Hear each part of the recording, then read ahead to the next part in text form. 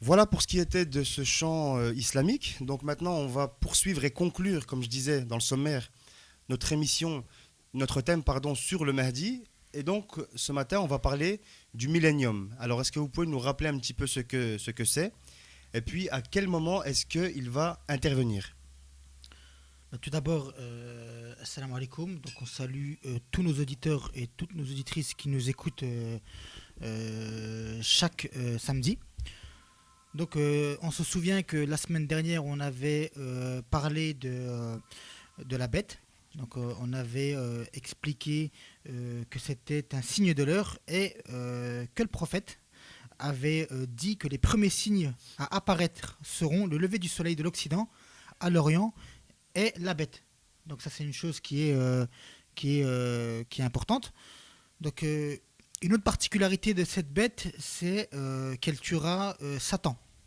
Donc, Iblis, Satan, le diable, et tous les esprits maléfiques. Donc, dès lors, lorsque la bête tuera Satan, le mal n'existera plus. Donc ça, c'est une certitude.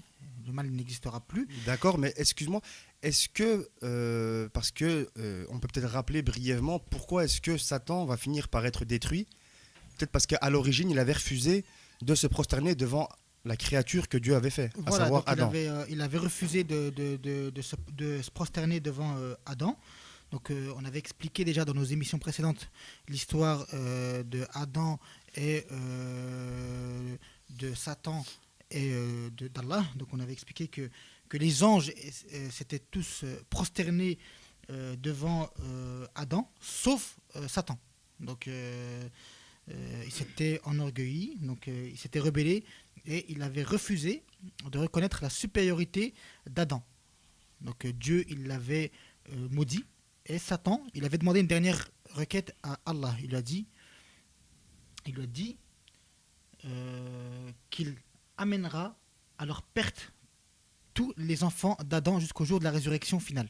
Donc c'est-à-dire le jour du jugement dernier. Et Satan, donc qui avait un très grand orgueil, il avait lancé un défi à Dieu. Et Dieu, il lui accorda sa requête, mais jusqu'au jour de l'instant connu, qui correspond au jour de la résurrection mineure, lors de D'accord. la sortie de la bête. D'accord. Donc en fait, Satan savait dès le départ qu'il allait être détruit, mais il a demandé à Dieu un délai pour essayer de, entre guillemets, tirer un maximum de monde vers lui. C'est Exactement, ça. exactement. Donc, c'est moi comme tous ceux qui nous écoutent. Parce que là, excuse-moi de te Oui, couper, tu nous avais dit en fait jusqu'au jour du jugement dernier, il avait demandé le délai et puis Dieu avait entre guillemets mis une subtilité. Alors est-ce que tu peux nous expliquer cette subtilité? oui, en fait, effectivement, comme tu l'as dit, Iblis, Satan, donc demande un délai à Allah pour de sorte à ce qu'il égare toute l'humanité, lui démontre finalement que c'est lui qui est la créature supérieure par rapport aux enfants d'Adam, aux humains. Donc Dieu lui accorde ce délai. Or, la subtilité est dans le fait que Satan demande un délai jusqu'au jour de la résurrection, mais Allah lui accorde finalement un délai jusqu'au jour de, je cite, l'instant connu. Et ce jour de l'instant connu, c'est le jour où la bête va finalement se saisir de lui et va le châtier et le tuer. Et donc va s'ouvrir une ère de justice qu'on appelle justement le millénium, d'où les titres de l'émission. Et les versets en question, ce sont par exemple les versets 36 à 38 de la sourate 15, qui expliquent de manière détaillée cette histoire entre le diable et Dieu, avec Satan, avec Adam et Ève. Donc il dit, donc Iblis, ô mon Seigneur, donne-moi un délai jusqu'au jour où ils seront ressuscités. Donc c'est le jour du jugement dernier. Allah dit, tu es de ceux à qui ce délai est accordé jusqu'au jour de l'instant connu. Yaoum el waqt el ma'loum en arabe. Donc c'est en fait très subtil, mais on comprend maintenant. D'accord, très bien, mais tu nous as donné les références coraniques concernant le délai que Dieu a donné à Iblis, avec cette subtilité. Donc après ce moment-là, c'est là que va venir l'ère de paix et de justice qu'on appelle le millénium. Mais est-ce qu'on a un peu des éléments qui nous expliquent comment va se dérouler ce millénium et comment justement est-ce que les hommes qui pourront le vivre le vivront?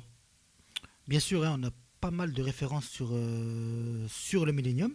Donc on explique ce que c'est que le millénium. Donc le millénium, c'est une ère de justice où les gens de bien hériteront de la terre. Donc le mal n'existera plus. Donc quand on dit qu'il n'existera plus, il sera vraiment éradiqué. Et l'humanité, elle vivra dans la paix et le bonheur. Donc par exemple, on raconte que le désert, il fleurira et les aveugles verront. En fait, il s'agit du paradis terrestre décrit dans les livres célestes, où le loup, par exemple, il accompagne l'agneau, l'enfant y joue avec le serpent, et les hommes seront frères, le mal disparaîtra avec le péché. Donc ça, c'est pas une utopie, c'est une vérité que chaque musulman et chaque musulman doivent obligatoirement croire. D'accord, donc parce que ce sont des récits qui sont tirés de la tradition prophétique. Voilà. Alors est-ce qu'on a peut-être d'autres récits avant de faire notre courte pause coranique? On peut citer, pour être illustratif, un propos d'un des imams de la famille du prophète, sur la paix, qui va nous dire la chose suivante. Il nous dit: à cette époque-là, une paix totale régnera sur le monde. Personne ne nuira à personne. La peur et l'anxiété n'auront pas d'existence. Même les animaux sauvages se déplaceront parmi les gens sans faire de mal à personne. Les gens éprouveront de l'amour et de la sympathie les uns pour les autres. Ils distribueront la richesse entre eux de façon égale. Il n'existera plus aucun pauvre ni aucun nécessiteux. Aucun groupe de gens ne cherchera à dominer un autre groupe. Donc voilà comment c'est décrit dans les références islamiques. Et donc j'invite tout à chacun à faire des recherches parce qu'en fait au niveau des sources et des références, il y a énormément de choses à découvrir. D'accord. Voilà, donc après cette brève pause coranique, on va poursuivre. Et après avoir parlé du millénium, on va parler maintenant de la résurrection majeure. Alors, est-ce que vous pouvez nous expliquer comment est-ce qu'elle va se dérouler? Bien sûr, donc après cette ère de justice et de paix qu'on a appelée le millénium, donc il viendra la fin du monde en 3 temps. Donc il ne faut pas confondre la fin des temps et la fin du monde. Là, aujourd'hui, on est dans une période qu'on appelle la fin des temps.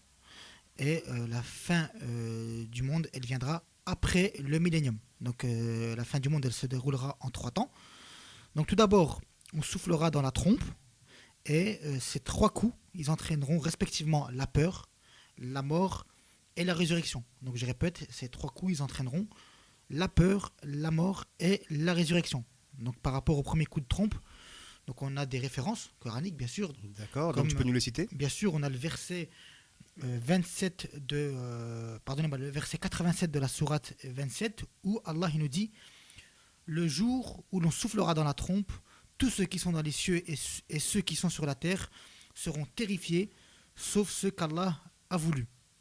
Et tous viendront à lui en s'humiliant. Voilà, donc ça c'est le premier coup de trompe. C'est la référence par rapport au premier coup de trompe. Voilà. Alors, est-ce qu'on a en fait une référence pour chaque coup de trompe, à savoir 3? Exactement. Donc pour le deuxième coup de trompe, on peut aller à la sourate 39, verset 68.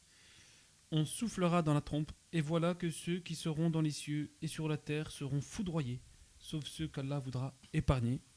Et enfin, le troisième coup de trompe, donc c'est c'est un autre verset qui nous dit: puis on soufflera de nouveau, et les voilà debout à regarder. Ou encore à la sourate 36, verset 51, on soufflera dans la trompe, et des tombes, ils se précipiteront vers leur Seigneur.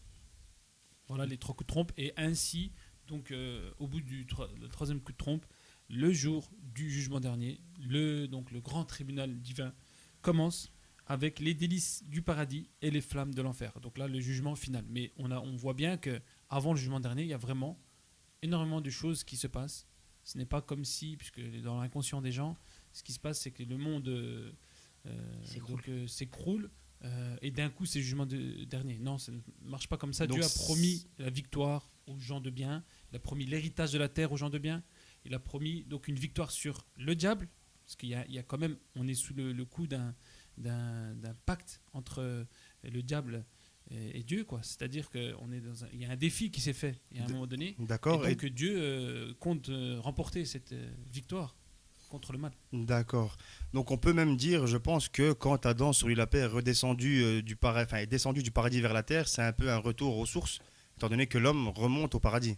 Exactement. D'accord. Donc c'était tout pour l'émission d'aujourd'hui. Donc